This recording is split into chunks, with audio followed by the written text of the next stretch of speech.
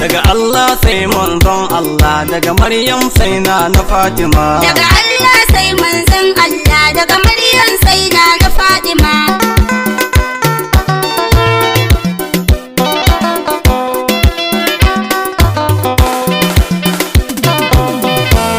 Yaushe nan da gobiro lisani kalbi zan taro na furta makagi jabbaro gurinsa nake neman rahama.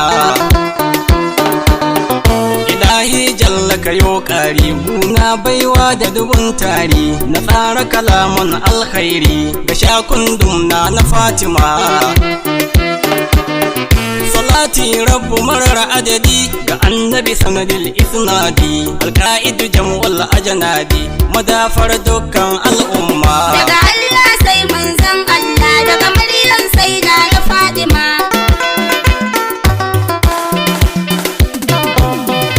Alihinsa masu cikar nuri sahabbai masu dubon kairi waɗanda dukkansu suka yi jeri suka fafata a fagen fama.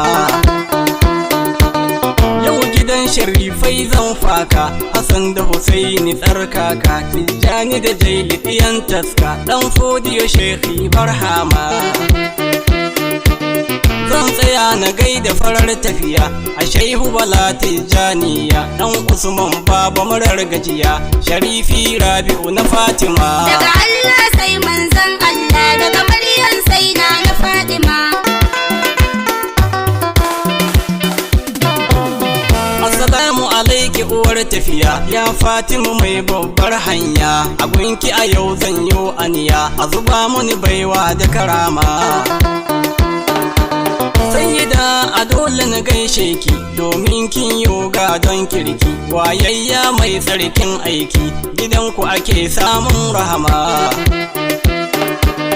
Jaruma gurin bautar Allah wannan da take kwana sallah tsayayya mai tsoron Allah mai bi da mazaje da lalama. Daga Allah sai manzon Allah, daga Maryam sai na Fatima.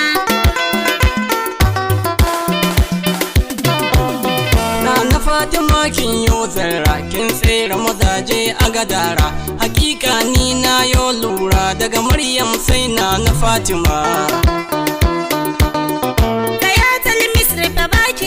Ni na yi hakika na shakka Fatima ta farkon albarka sannan ta biyun na Maryama. Jagwaran mata a duniya, jagwaran mata ukuriya, in ana zanta da tafiya waya zai sanya na Maryama. Daga Allah sai manzon Allah, daga Maryam sai na Fatima.